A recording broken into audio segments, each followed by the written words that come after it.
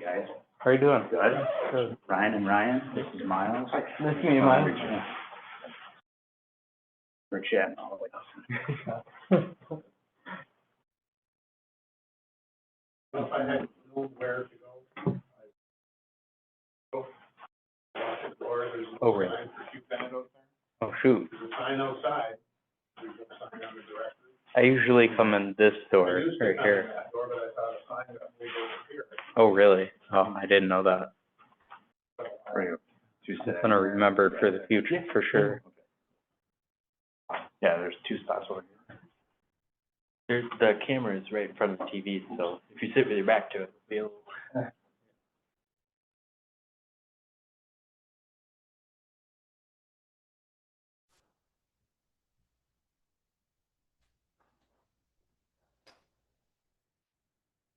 I just figured the gals at the desk would know, so I asked. They're always helpful. They're very helpful.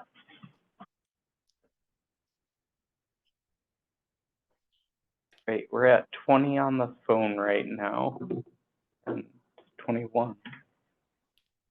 And we can probably get started here, so, can everyone hear me on the phone all right? Yes. All right, I think I need to turn up the volume on the phone though. It's not easy to get to.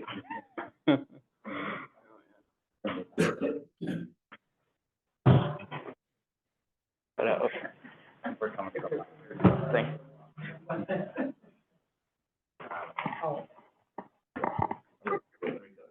How about this? Can somebody speak on the phone? Sounds good, Ryan. You Okay, can hear it on the thank computer you. here.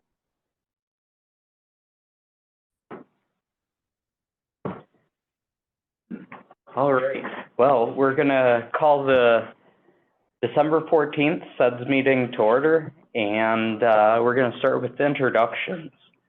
So, are there any legislators or their staff on the phone? We'd like to welcome you to make an introduction, if you are.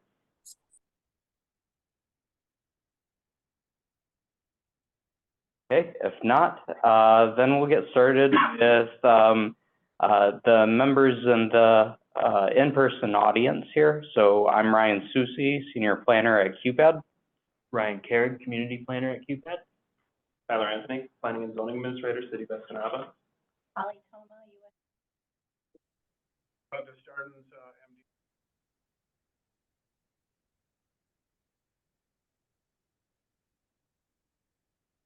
Back over. Audio is really not working for the introductions.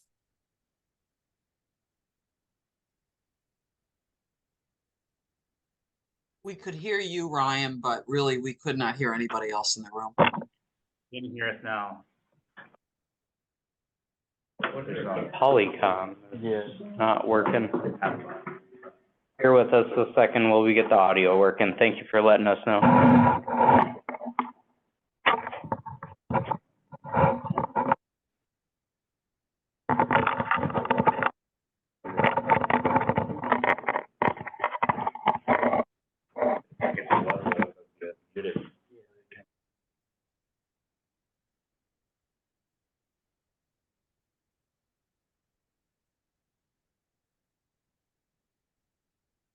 Lighting up.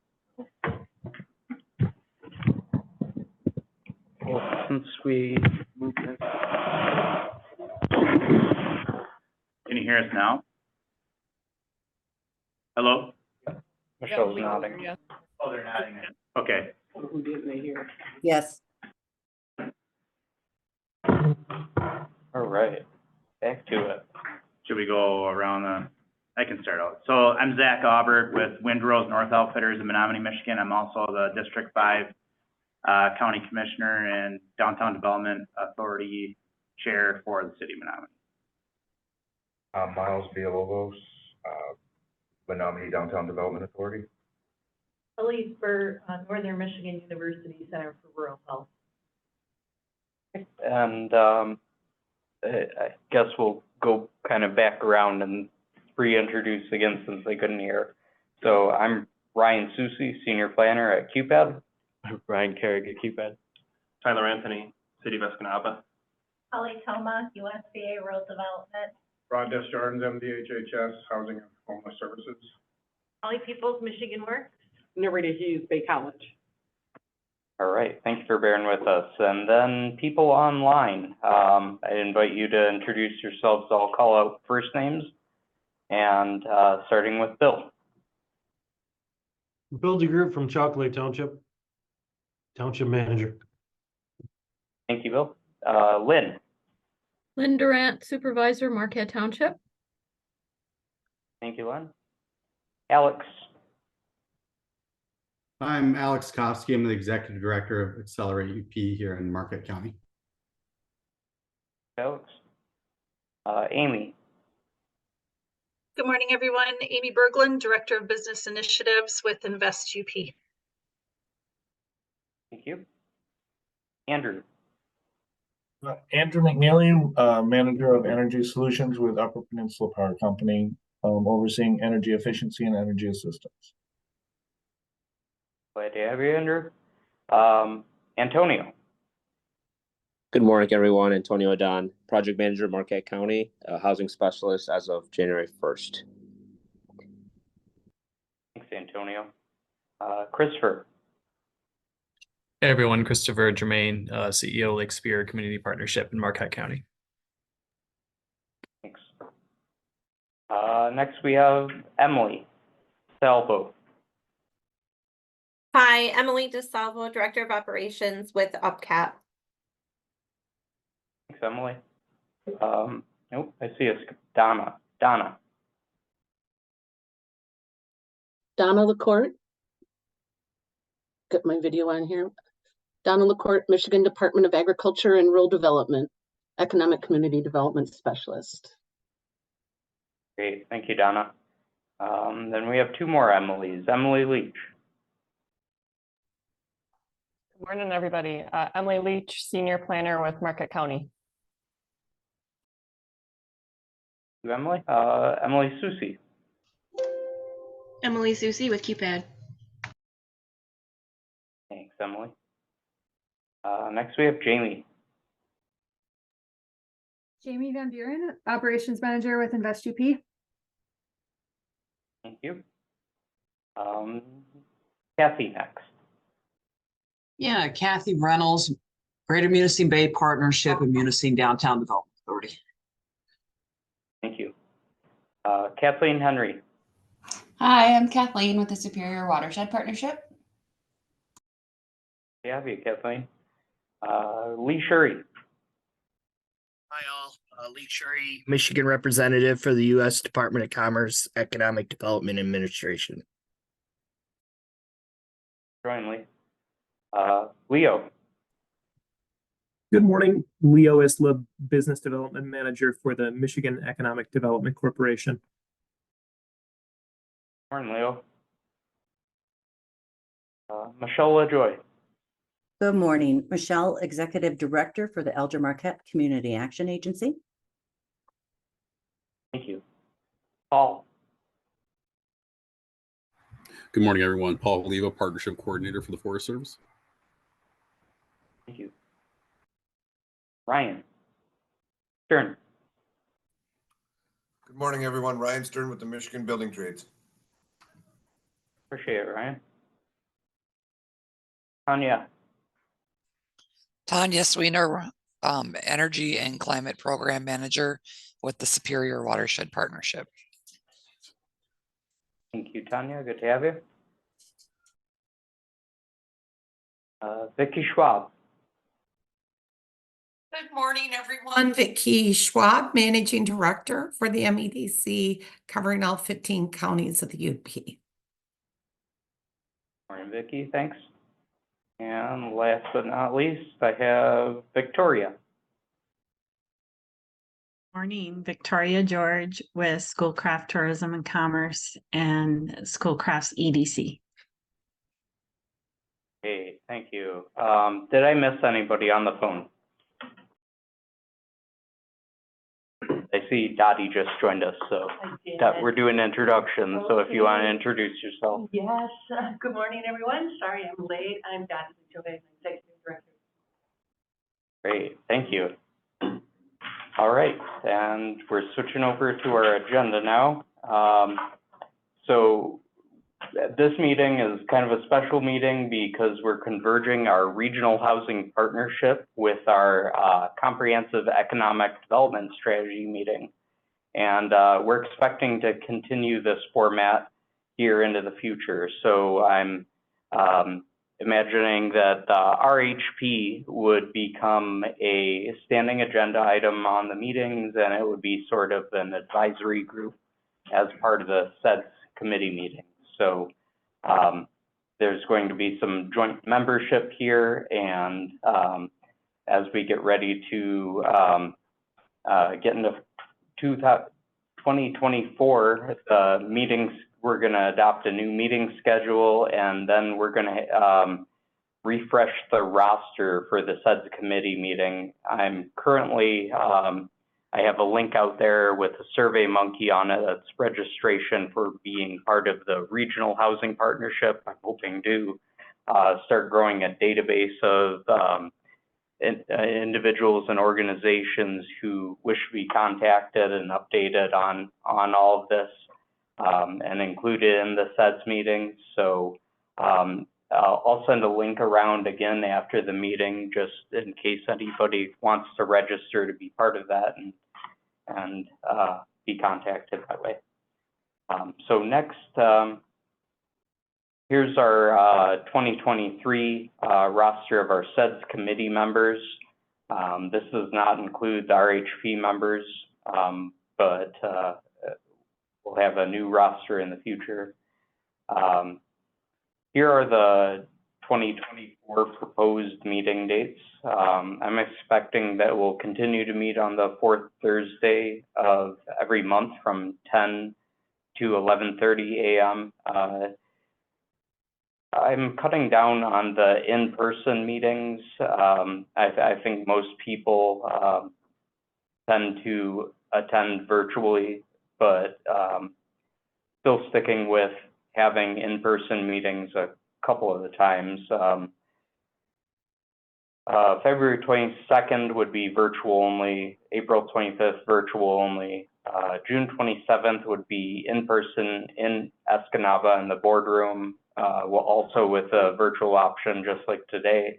August 22nd would be in Marquette at the Michigan Work Service Center. That would be also having a virtual option. And then October 24th and December 19th would be virtual only. December 19th, I believe, is the third Thursday. So I just wanted to highlight that. If this all sounds good, I'm looking for your consensus on adopting this. Any discussion on it? Am I stepping on any dates that are important that we know of yet? There might be other big things that come up, and we can certainly move the CEDS dates if needed or cancel a meeting. Does anybody have any thoughts on it, or does it look okay?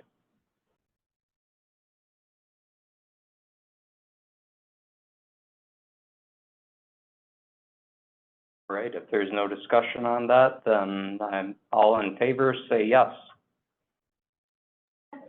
All right. Yes. All right.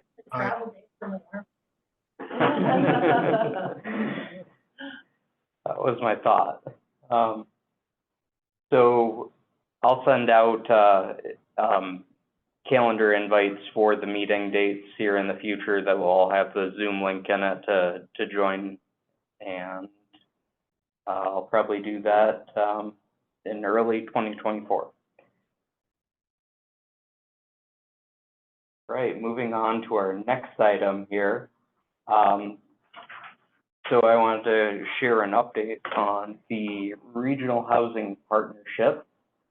I'm going to tell you a little bit about the process that got us to this point, and then talk a little bit about the future of the program. So in 2022, the statewide housing plan was created by MISHA and the state of Michigan.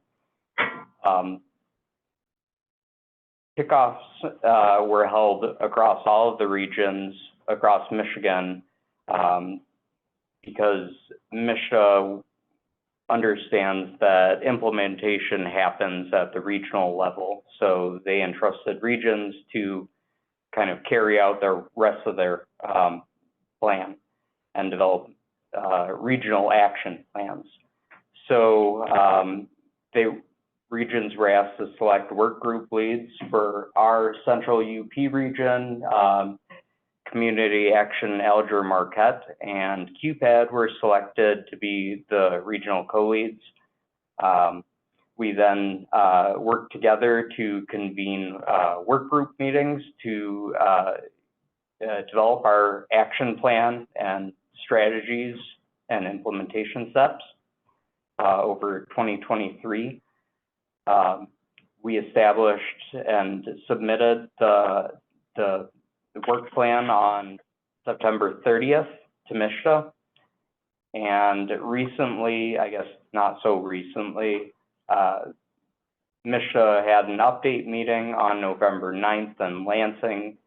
Michelle attended that. I attended virtually and caught their update, but not the whole shebang. So at that meeting, they talked about the future of the RHP, and then that brings us today, December 14th, where we merged the CEDS committee meeting. I have the link right here for the member sign up that I was speaking about. The RHP, or the greater statewide RHP, was anticipating that SB 293 would get adopted this year, and I guess it's a piece of legislation that would have expanded the Housing and Community Development Fund to be more flexible with some of the things that are included in the statewide housing plan and action plans of regions. That did not get done before they adjourned for the year, so they're expecting that legislation to be reintroduced in January and then voted on pretty quickly after that. So that legislation would have included targeting middle income, supporting capacity development, local planning, and housing studies. And finally, the common application window is not yet decided when it's going to be open, because it really depends on this legislation that is going to be proposed. And, sorry.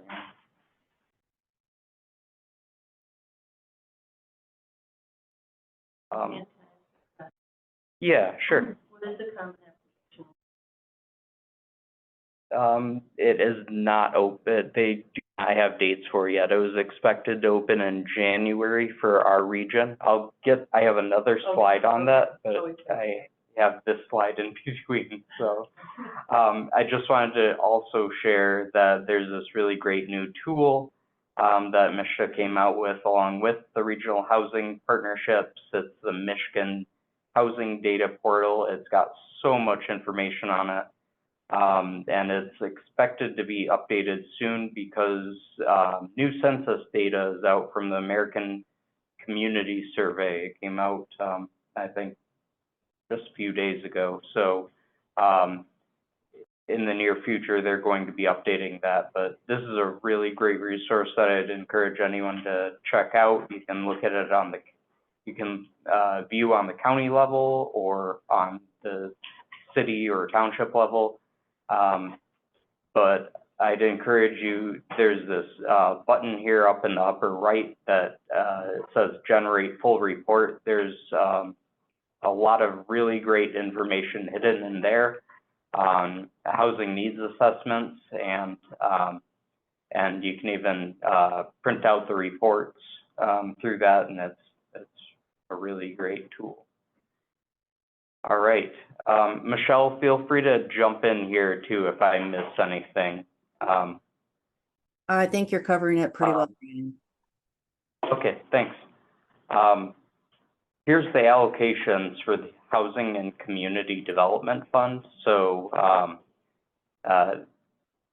our region was allocated $2,485,000. So we can apply during 2 application windows for this funding for anything within our regional action plan, anything that would help us further that plan.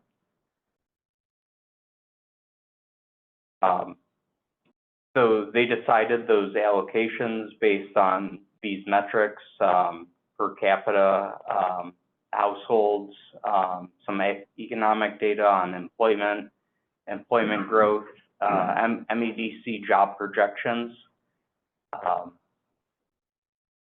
We had racial equality, decrease in Black home ownership rate, percent of minority population, housing need, household growth, rate of housing instability, share of 190K housing unit need, and all of these other topics down here below.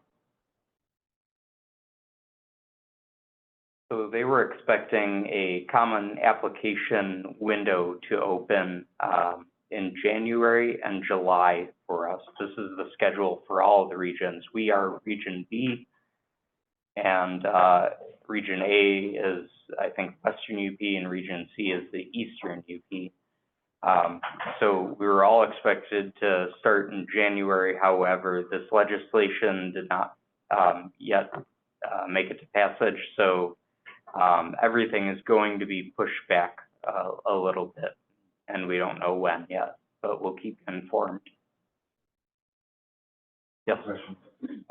With those funds that were allotted, were there funds specified or designated specifically for tribes separate from this, or would they be involved in each county? They would.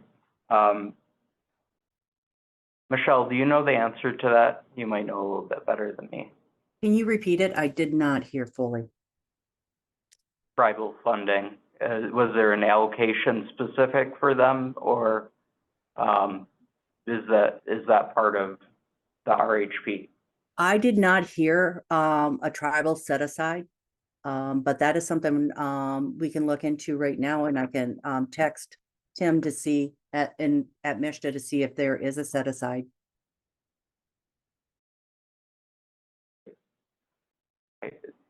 At this point, I did invite the tribes to the Regional Housing Partnership, but I have not had any tribal involvement at this point.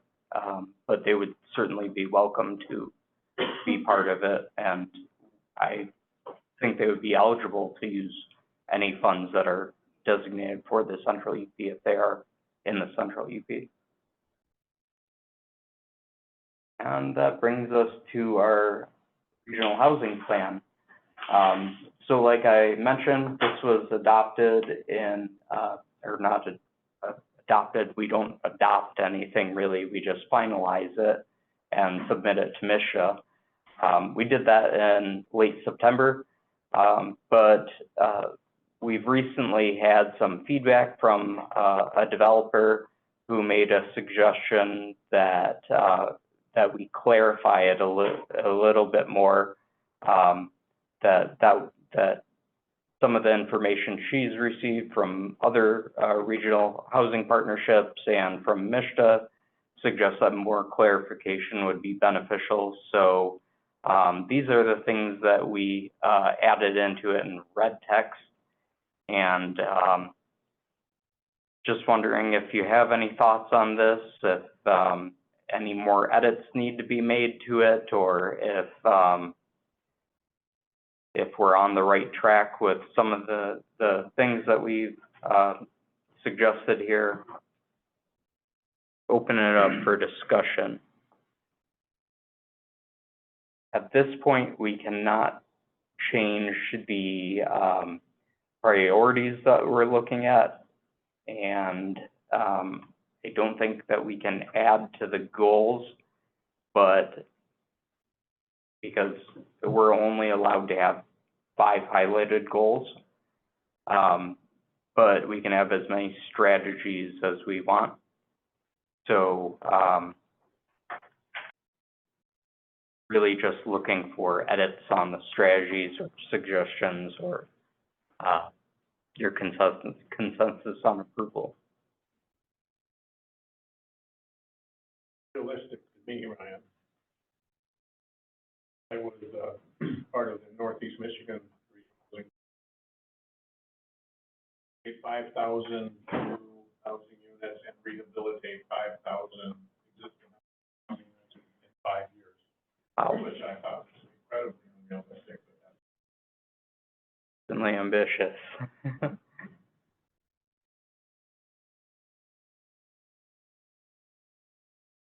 Any other thoughts?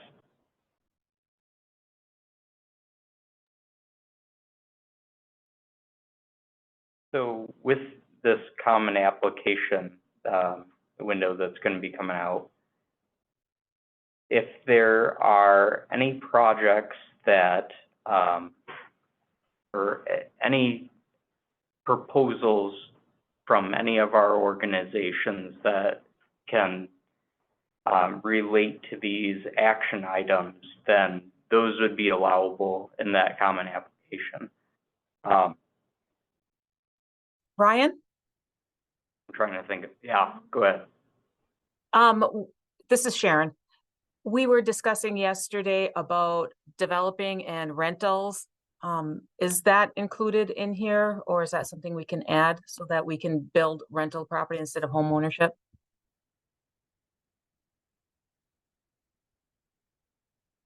Let's see.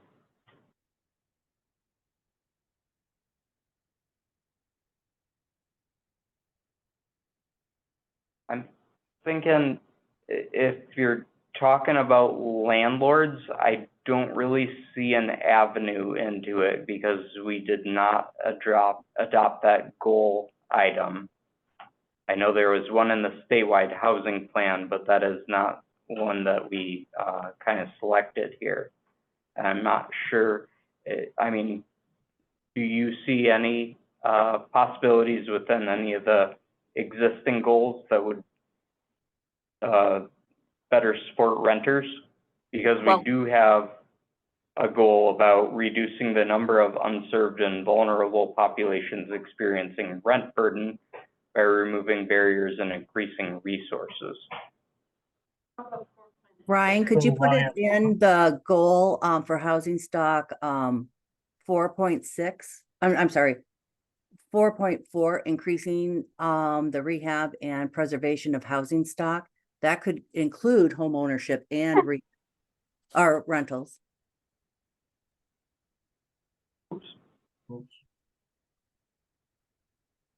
Yeah, I'm basically thinking it could go under any one of the goals because home ownership, I know when we were talking, I don't think the intent was to exclude rentals. But this isn't specifically stating that money will be available to build rentals and to build the workforce housing stock. The workforce housing stock is usually considered a rental housing, not an ownership.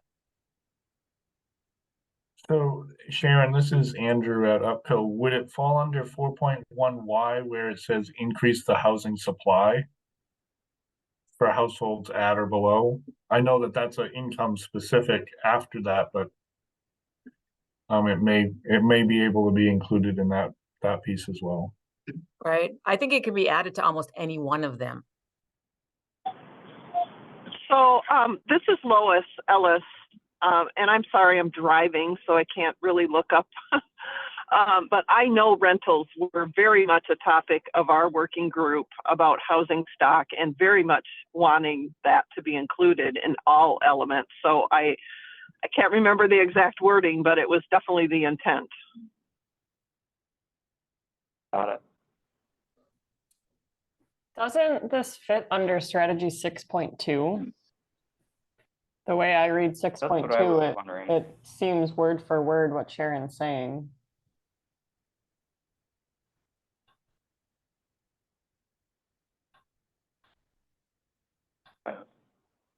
I think you're right, Emily. It doesn't specifically address rental properties, but it But it doesn't address the rehab.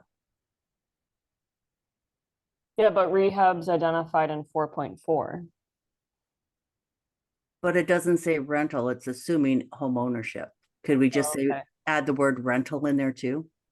Or, yeah, add rehab in 6.2. Yeah, Need to make a definition either way, it's just. Yeah, if it says housing stock, it's one way or the other, you could interpret it. But you could elaborate on it if you needed to and put both in there. yeah. Mishta wants us to eliminate the gray areas when they are reviewing these applications that they are, you don't want Mishta to interpret it on their own. We want to make sure that they understand what our needs are. Could we just add a strategy 6.3?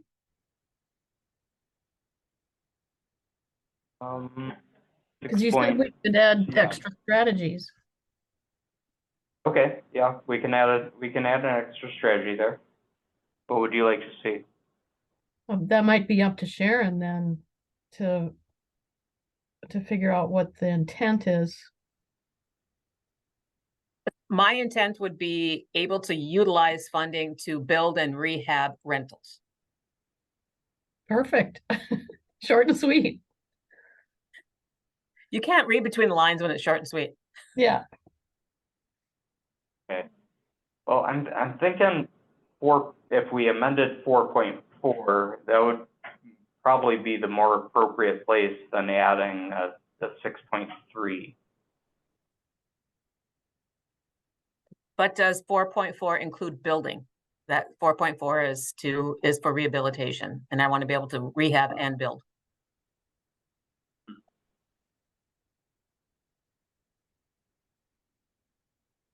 So maybe 4.6 then increase missing middle and workforce housing stock for homeowners and renters.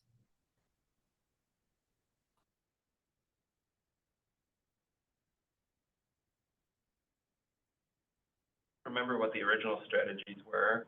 A lot of these for housing stock and rental housing were all kind of developed ad hoc. I wonder if some of the original possible strategies might cover creation of new rental housing.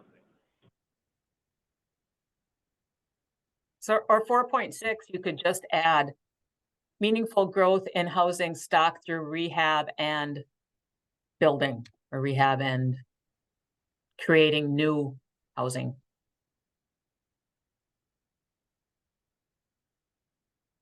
That's just talking Rehab. about housing in general. I mean, which is fine. That's why I suggested putting it under the rental housing goal.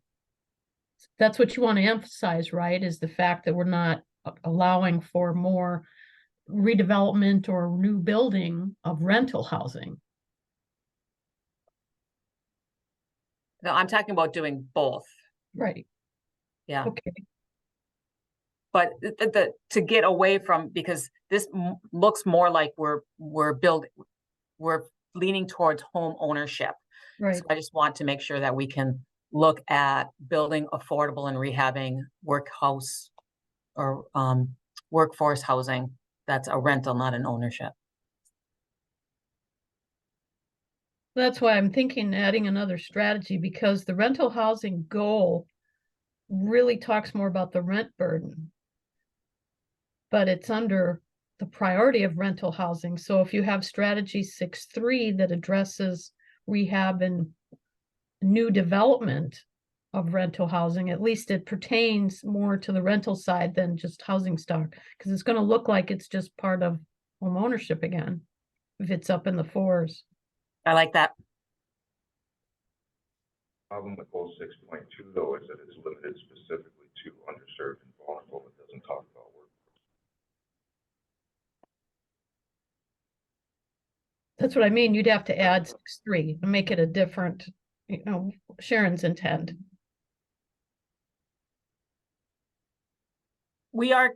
Workforce housing is considered underserved, correct? Yes.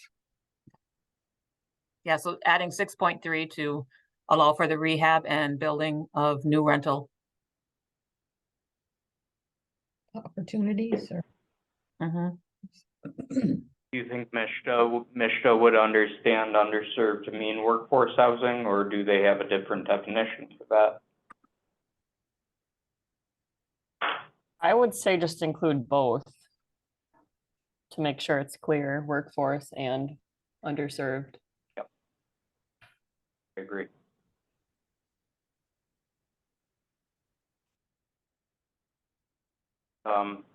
So regarding that strategy 6.3, can you again restate that, and I can write that down?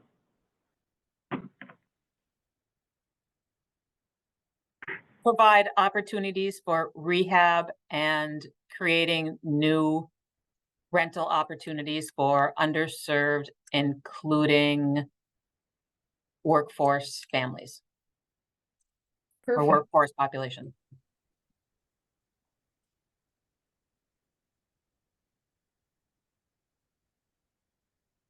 Right. And Ryan, I think the strategy would be, wouldn't it be numbered 6.2Y? Because we can't change the number of goals, so to keep it aligned with the nomenclature yeah, used right. above. Yep, that's right. 0.2Y. Got it. All right, our changes are to add homeownership and rentals to both goal 4.4 and strategy 4.6X. We would add workforce to the highlighted goal and adding, add workforce to 6.2's goal, and adopting that new strategy for 6.2.Y. So all in favor of all of the changes in red, in addition to those new changes, signify by saying aye. Aye. Aye. Any opposed? Any opposed? All right, seeing as there's none, I'm gonna get these changes added in and shoot it over to Mishta right after this meeting. So thank you all for that. Trying to communicate this strategy, it's a little difficult to explain quickly and to the public what we're trying to do here. So I tried to boil it down into just these three topics, or these three strategic approaches that we're taking. We're trying to enhance housing intelligence. We're trying to establish permissive policies. We're building capacity, we're incentivizing development, and we're targeting assistance. So just wanted to know, is our approach clear in what we're trying to do? This is kind of opening this for discussion here. What actions do we want to see executed the most? And who will apply for housing and community development funds when that application window opens? So it's going to be open for 1 month whenever that first window opens up. The funds, I believe, Michelle, correct me if I'm wrong, those will all, any unused funds will be available in that second window. And if those don't get spent, then they go back into the statewide pot. Is that correct? They were talking about if they aren't spent, that they would roll over. We would not lose them, but hopefully we will spend them out in the first year. So with the application too, if I can add, Ryan, is that I know we're asking who's applying. Mishta will provide us with the applicants also. so that we know, what areas, they're seeking application or funding for? Correct. And applicants do not have to coordinate with anyone on that. They apply directly to MISTA. So they would not need to coordinate with the RHP or the RHP leads. They can just apply for that program and will be notified after. What's that? We anticipate will apply. That's what I want to know. You don't build anything without developers. $4 million is included. Yeah. Repeat the question. I'm just curious, who do we anticipate applying for these funds? I still didn't hear that. I'm sorry. Are there any limitations on the eligibility of who can apply? No, there's not. Nonprofits, there are no limitations. No limitations. Anybody can apply. Anybody can apply, yes. So as one answer, I can see that downtown development authorities could potentially apply. I would certainly want to talk to our board to see if. Apply, but to do what? Well, so looking at some of the goals, there's a lot of capacity. Obviously, you can't, like you said, you can't build on 2.5. That's not going to build anything. But it could help build capacity to be, I think, the first steps towards those projects, to assess, identify needs at more of a local level as opposed to this big, broad Central UP. So for us, as part of the jurisdiction, but our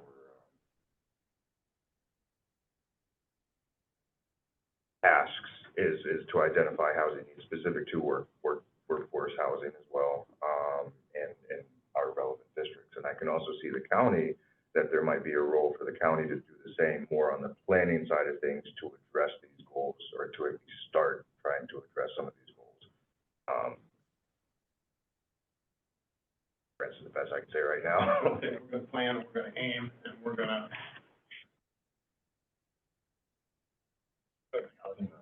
Perhaps seed money, perhaps matching funds for other grants, whether it's USDA or somebody else, but it's only gonna go so far. Okay, and I don't know who's talking, but this is only just one pot of money for MISTA. So they are anticipating a number of applications coming through, and they will help with other funding streams.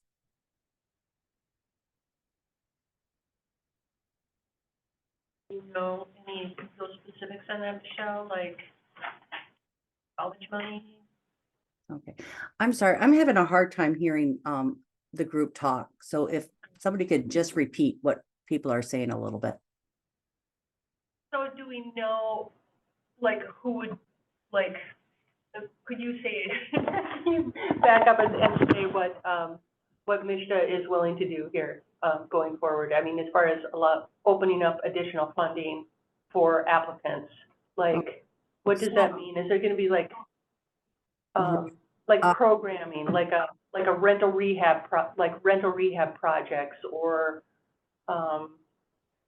home building projects, or home rehabilitation programs, or something like that, you know, communities can actually bring staff together to rehabilitate homes or to build apartments? Right. Now, keep in mind that this is just one pot of money. You still have through MISTA, the neighborhoods funding, which the new, well, not new, but the CDBG funding is going towards. You have other opportunities within that division at MISTA that is receiving additional funds for housing. So there's rehab money coming down the pipeline. Yeah, so I guess then what I think, you know, the highest and best use of the 2 million, the 2.4 million that our region is getting, then that really would be for capacity building. Or to identify other sources of funding to build things, or affordable housing, and to coordinate those funds. We're building 38 units of affordable housing in Munising starting in the spring. The project development has been 7 years. The process of the financial development has been 5 years. It goes back to 2016. That the alley behind that building, Dottie. So I think the money would be best spent identifying sources of funding, coordinating those sources of funding, actually get some projects going. But it's not up to the group to make that decision. We made our goals and anyone can apply for these dollars at this time. And depending on when the applications are coming through, who's going to be funded first, who's ready.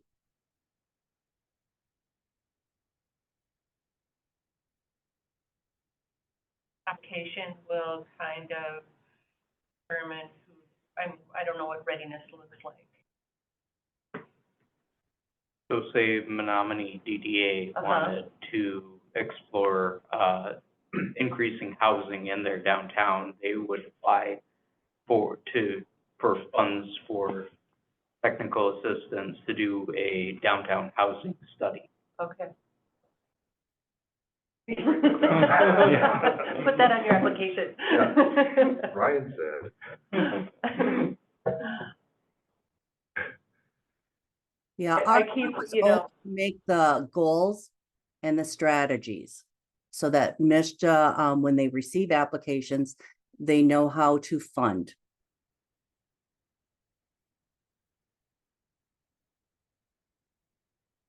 So I wanted to go back to our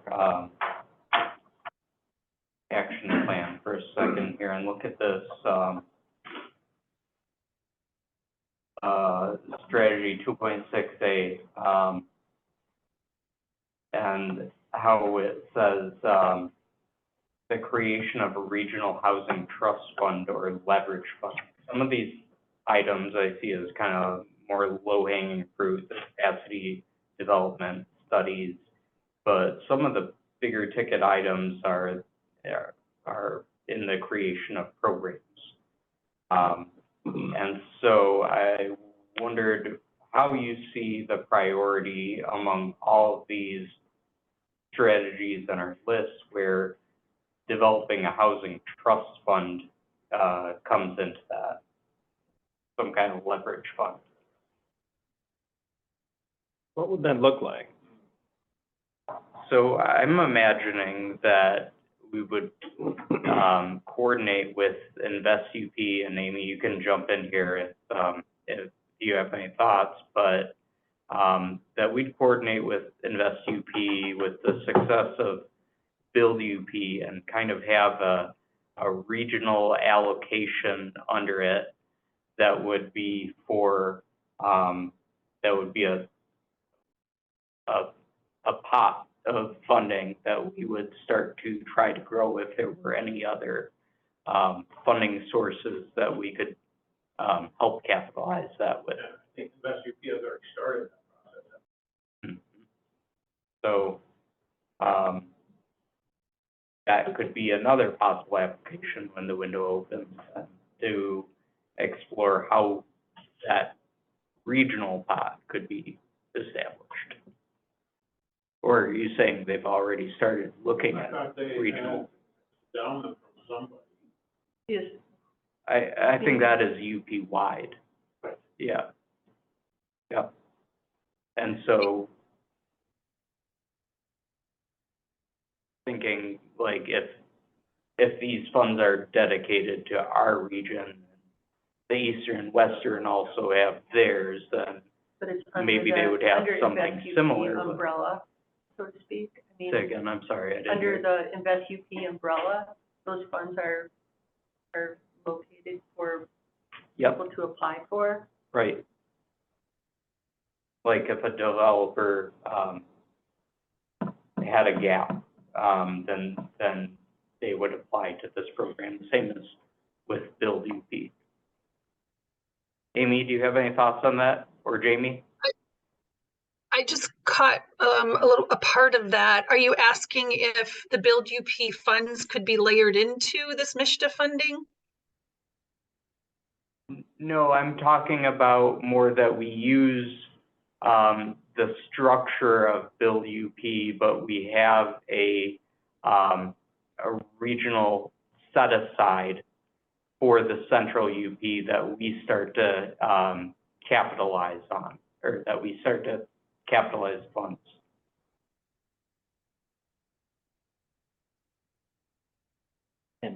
Semi-separate.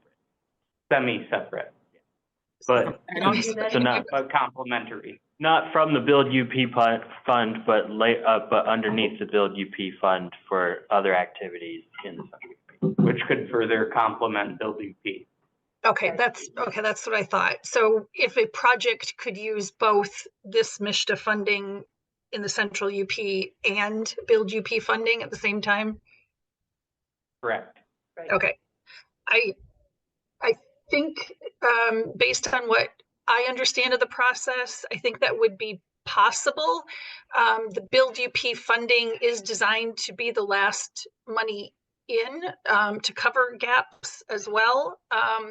But we do have some flexibility really on a project by project basis. So I think there's room for that. But again, it would be, it would be decided upon depending on the project. Sure, thanks for that. And that would require more discussion, definitely.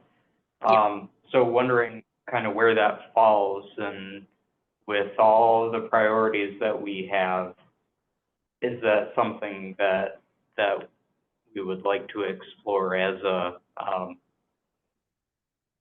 as maybe a use of these funds, standing that up, getting that started? So Ryan, No. can I ask something, and maybe Michelle too? And maybe I'm not grasping, because you said anybody can apply for this money. Okay, so let's back up. Can we use a couple of examples? Can we use maybe Renovari and Market County Land Bank?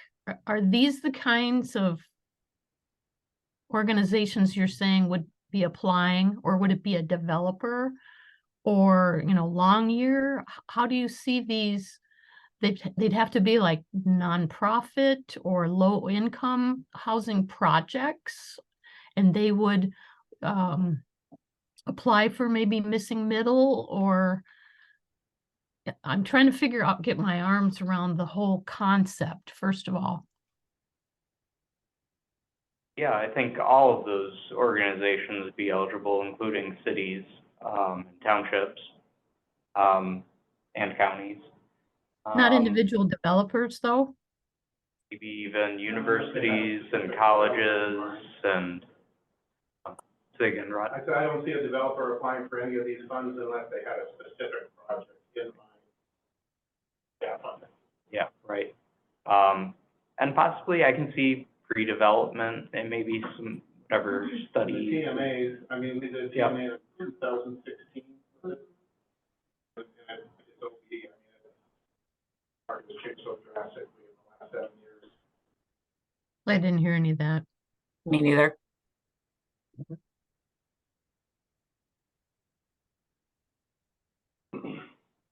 All right, so,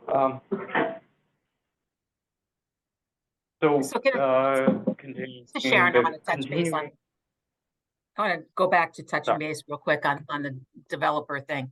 The reality is developers are driven by money because that's what developers do. That's their goal. This is not going to put money in their pocket. This is going to, I'm seeing this money in this strategy to assist people, not assist a developer. Developers are to be tax credit people.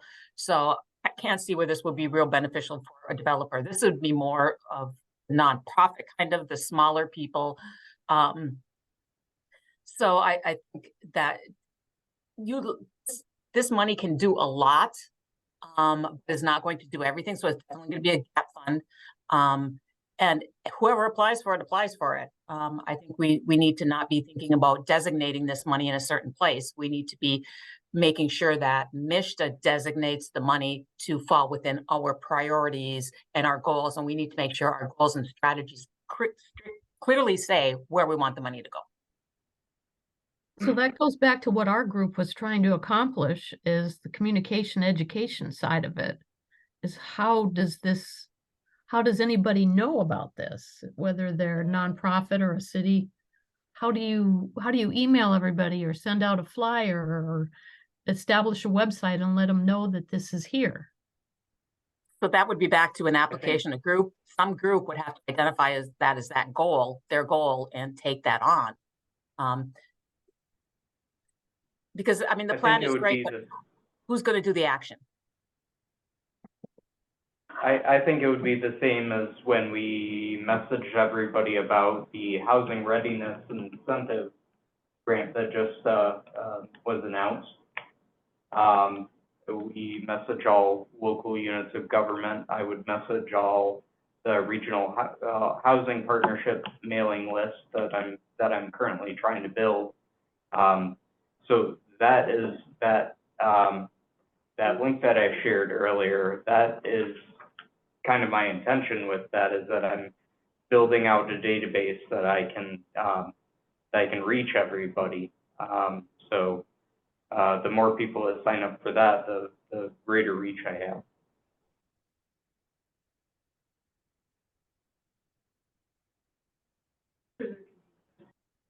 Yeah. Yeah, we could do a media meet episode. Mm-hmm. Sure. Housing is such a hot topic too, so unless you live under a rock, it's kind of hard to miss if funding is available to build or something like that. So if you're a developer, Mm-hmm. but what about everybody else? Well, people that rely on bringing developers to a particular project. Government or nonprofit organizations, or, you know, however people begin to organize to be able to capture these funds.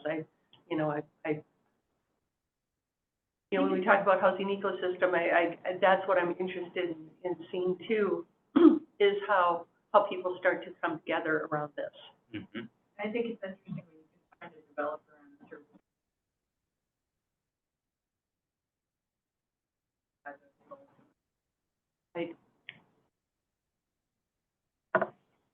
All right. Well, we're getting on with our time, so I want to make sure that we have time for our other agenda items here, but I just wanted to, again, share this housing readiness incentive grant. It's not open yet. It opens on the 16th, and the reason I'm sharing this right now is because there's not an application deadline, but the applications will be reviewed and awarded in the order in which they are received, which means first come, first served. So whoever's ready first and has a scope of work and submits that to MISHA, that's how they will be awarded. So that program is for costs associated with the adoption of land use policies like master plan updates and zoning text amendments. The eligible applicants are cities, villages, and townships only, so not regions, not organizations. There is 2 allocations under that program. Category A is for the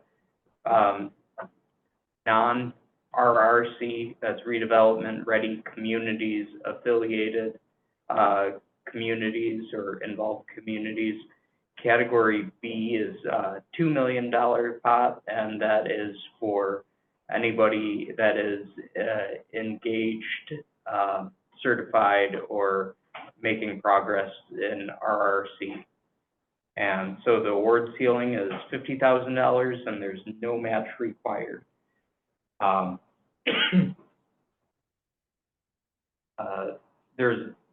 wanted to mention that we have a strategy and our action plan that relates to this.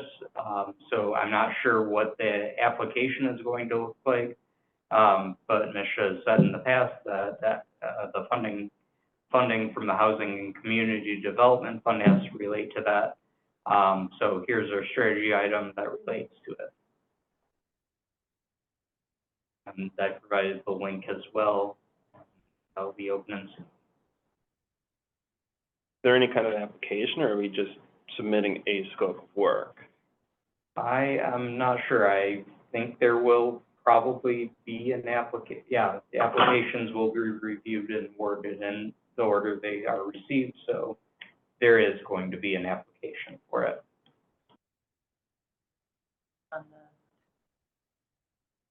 Although I do like the term adorable. I noticed that too, thank you. Wow. That's where I want to live. Not catch that. Adorable housing. The last one. It's affordable. Me and my dog. That's great. All right, any questions on that? Okay, moving on to another topic that relates to another action plan item. I sat in on a presentation at the Michigan Association of Planning Conference that was talking about our elder care, the future of elder care in Michigan, and how that landscape is going to change over the next 20, 30, 40 years.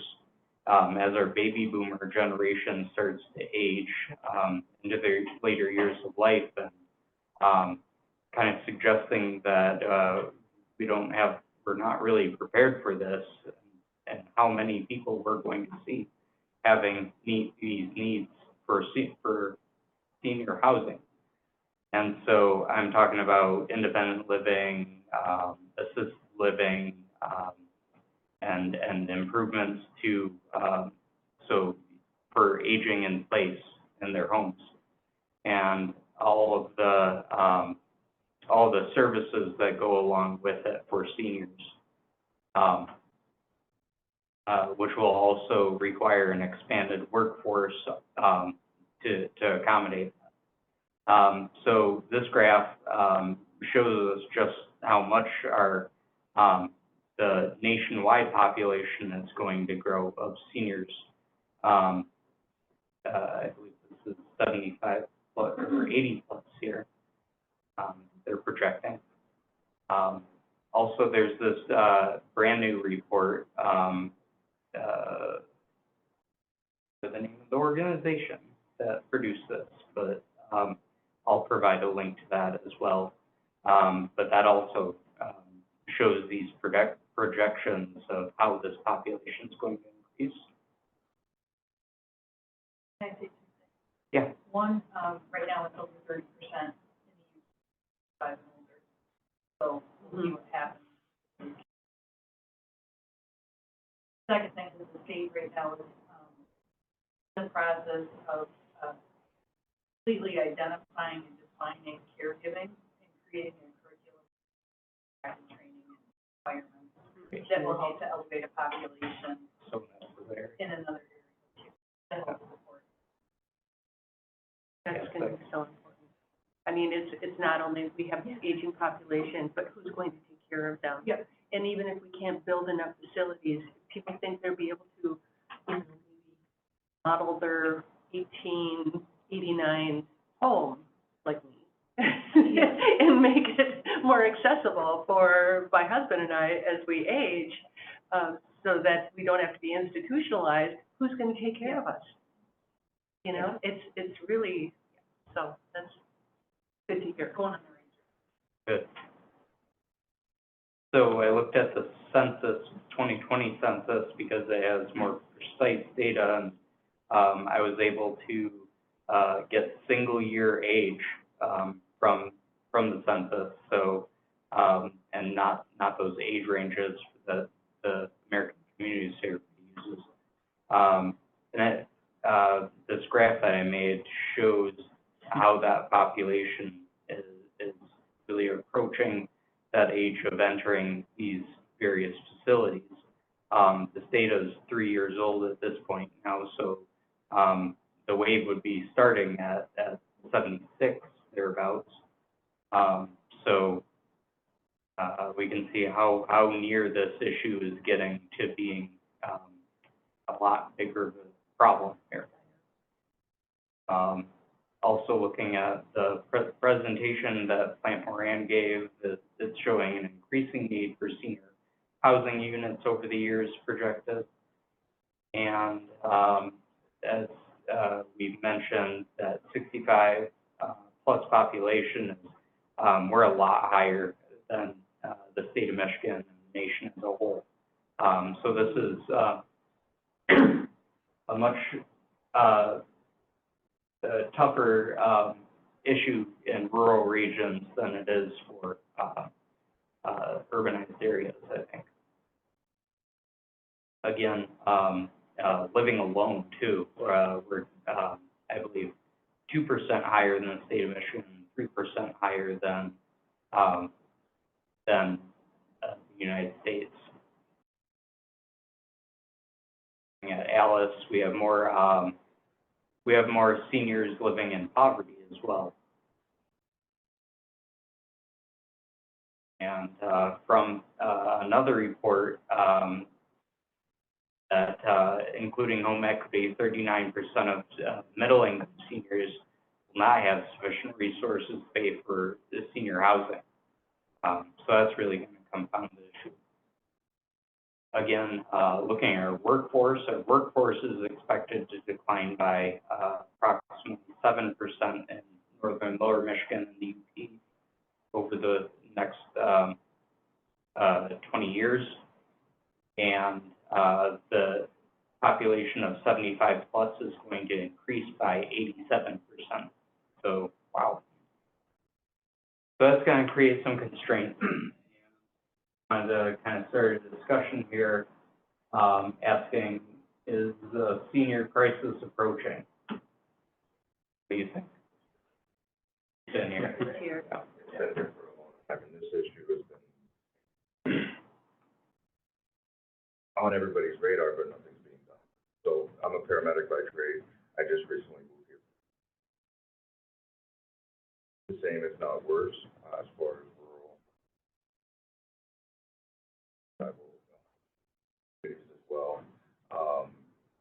We could go down a rabbit hole. So my question is, this is in the purview of this group, rural health, but, or I'm sorry, not rural health, but the housing. Is there or could there be a special task force to address these issues? Because I think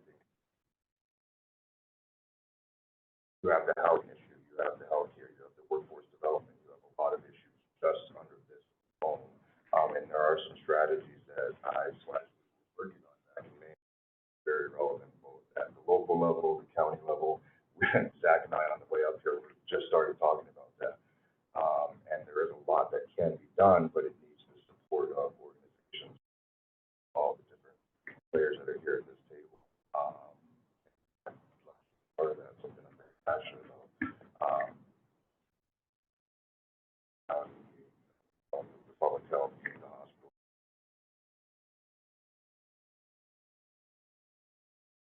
Might be excited about, but we're in the process right now of starting to develop a community paramedicine program. That's exactly what I was talking about. I didn't want, that was the rabbit hole I was trying to look for. We're starting the education track to be able to train paramedics right after the new year. And then it'll take them 8 months to get through that. And then the initial program is being developed at Marquette General. But we're working with Schoolcraft right now to see how this will branch out into other communities. So that's going to help a little bit managing chronic illnesses. Great. Looked into this and definitely explored the idea of creating some kind of task force or another subcommittee here to really get specific on this issue. And if I may, because it is extremely relevant, with regards both to the housing side of things, but workforce development as far as when you're talking about economic issues, because of the opportunities for, and so you're stabilizing a huge portion of the community that hasn't been stabilized on both ends, that are going to be doing work, providing services, and that are in need of those services. And so it would definitely be relevant. All this. So if there was like, continuing, you know, if this is a place on the agenda to have this conversation, or if, again, it's so big, you might even want to. Okay. I'll send you mine. Great, it'll definitely become a topic that we continue on, so, thank you. Any other thoughts on this before I change gears? Okay, if not, I just had some possible thoughts here, conducting a deeper demographic analysis, conducting a needs assessment, market study for senior housing, to understand future conditions, project workforce and industry needs, supporting the professionalization of the occupation, the training and certification, as Elise mentioned, develop the talent pipeline and attract talent from a variety of sources and career fields, which might include education and social work, because I think a lot of it we're going to need to home grow here in the UP, and because talent attraction is such a hard thing due to our housing situation. But maybe some low-hanging fruit might be zoning changes that allow for more multifamily, more ADUs, accessory dwelling units, and elder care housing. So relooking at those zoning ordinances and amending them. Possibly something that could be included in your, if you're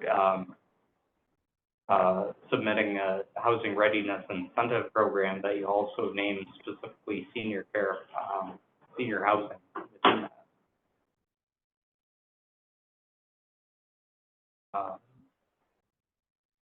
There, okay. So I just wanted to share that, I'm not sure, I gotta look at my phone call.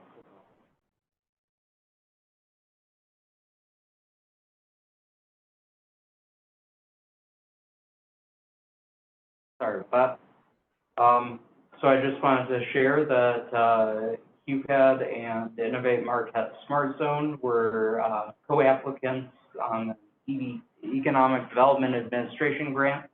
As our region has been identified as a coal-impacted community due to the closure of the Presque Isle Power Plant.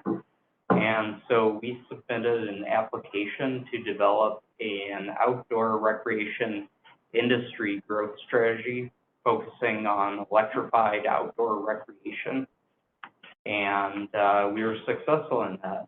So this slide just shows the recent Bureau of Economic Analysis report on outdoor recreation's growth across the nation, and Michigan specifically has grown 11.7% just in the last year in the outdoor recreation industry. So this just kind of reinforces the outdoor recreation is really an industry that is growing and that is viable here in the Upper Peninsula.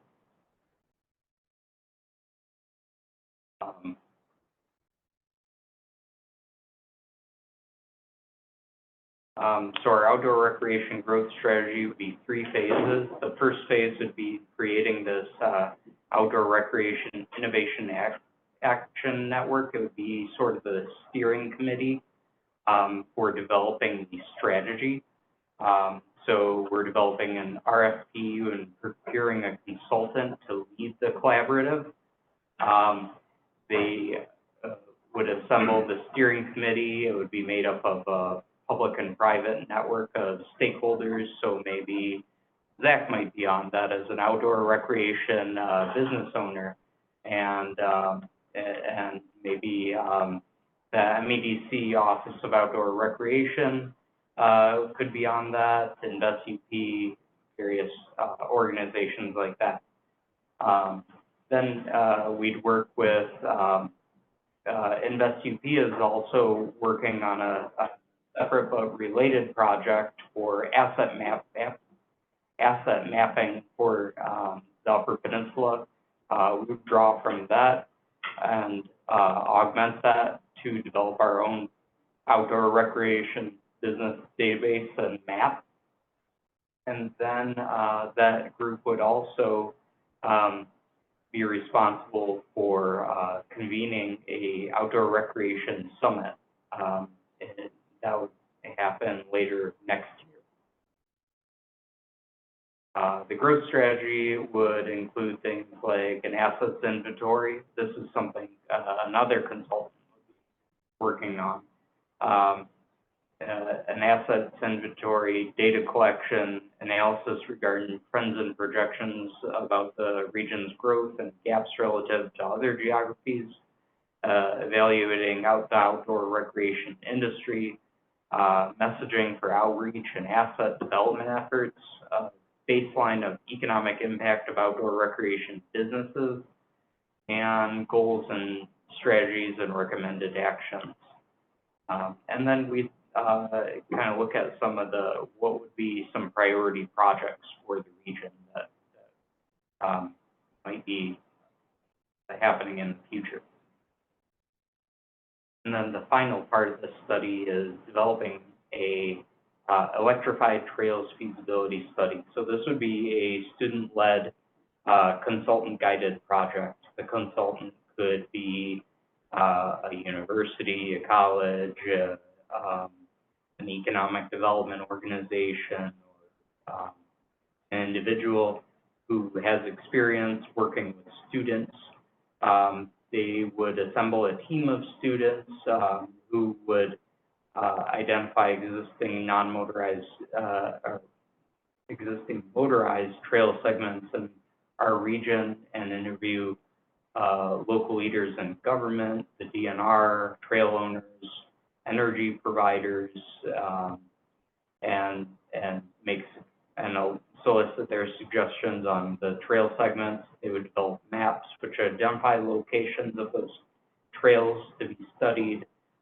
They would assess the trails against various factors like the location, strategic location, land use compatibility, the difficulty of implementing an electrified trail, and what those estimated costs might be.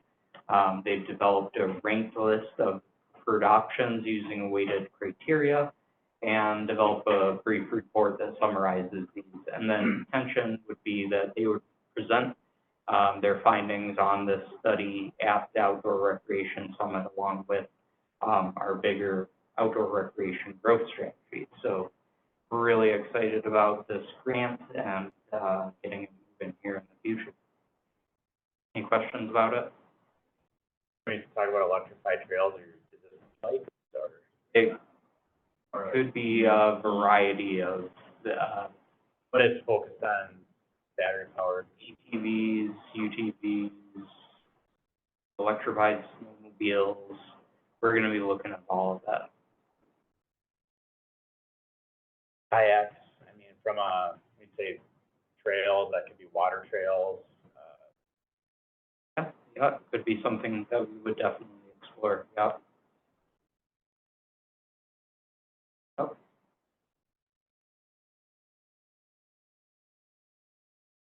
So, So then the purpose of this is, Ryan. economic capital. Ryan, sorry, will you be Yeah. Circulating these slides with the links in them after the meeting? Yep, I sure will. Thank you. Yep, you're welcome. So the kind of the vision here is like to capture some of these grants that are out there and kind of consolidate them into one regional focus. Is that what? Yeah, I think, you know, this further shows that our region is uniquely equipped to capture the outdoor recreation industry, which has not historically been a focus of economic development, you know, economic development funding that goes into it.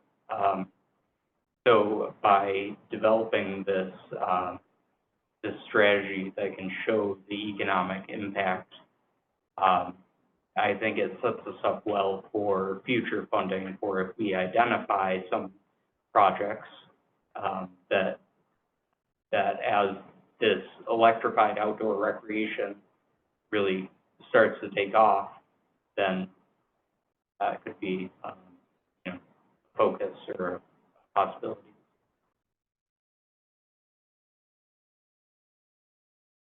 You'll have to come down to our board meeting. We're looking at find some additional land that would butt up to one of our existing properties that it's only 25 acres, but it's something that expands. That we don't have like in Menominee County of just miles on the way up that, you know, we're not Oconto County, Wisconsin that has trails everywhere for UTVs. We have, you know, small pockets of, you know, publicly owned property, whether it's the county or the state, or the township.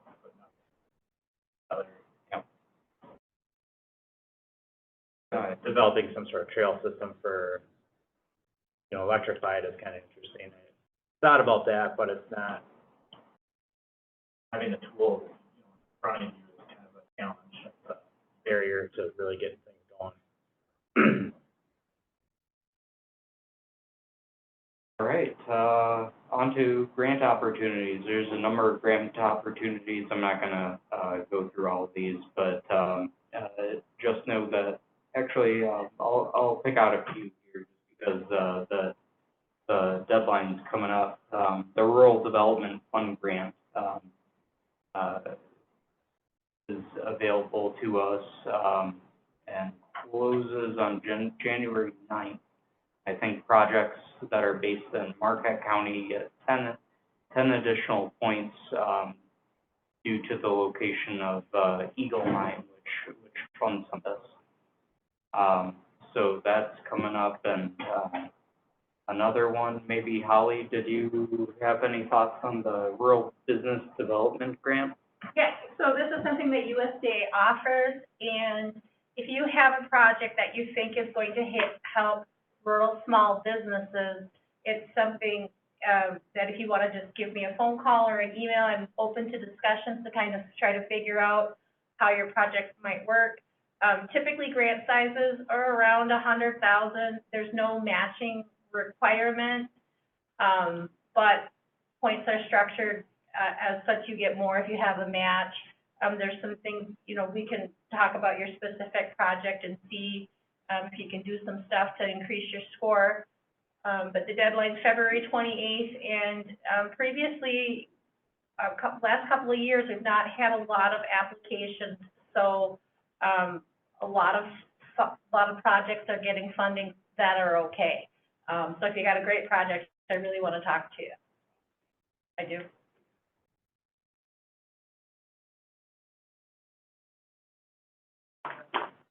Oh, great.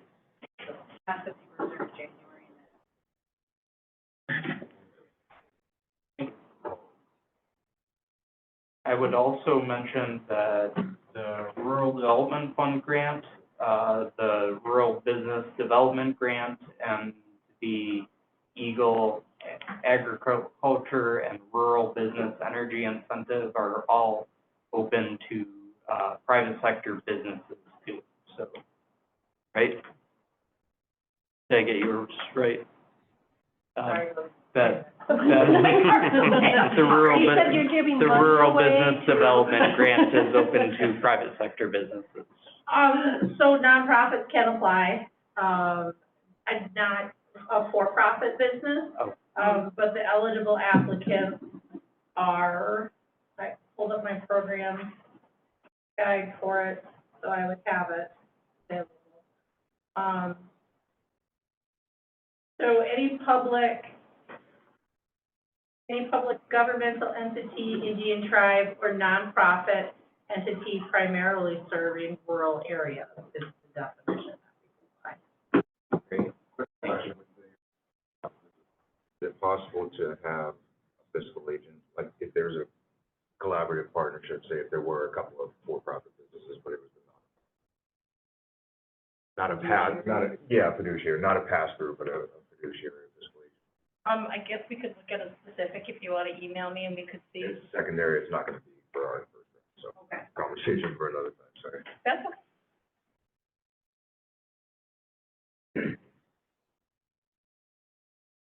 All right. I think that brings us through everything here. So,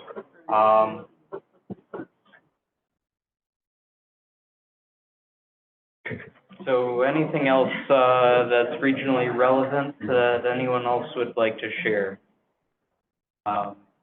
Just opening up to anybody on the phone and, here in the room, if they have any upcoming, activities or events or, anything they're aware of.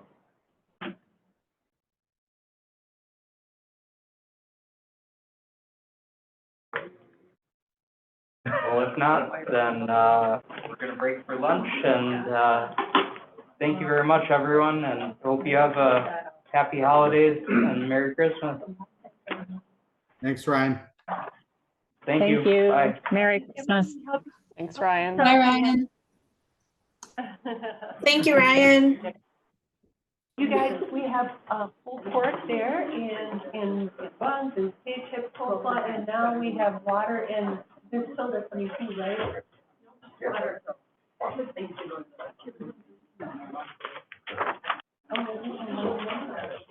Ben, you probably have some soda around here somewhere.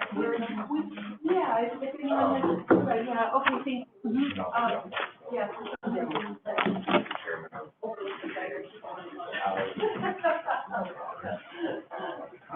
Yes, right. So, I don't have my card with me, but I'm there. Hi, Jack. So, Nice to meet you. couple things, brewing right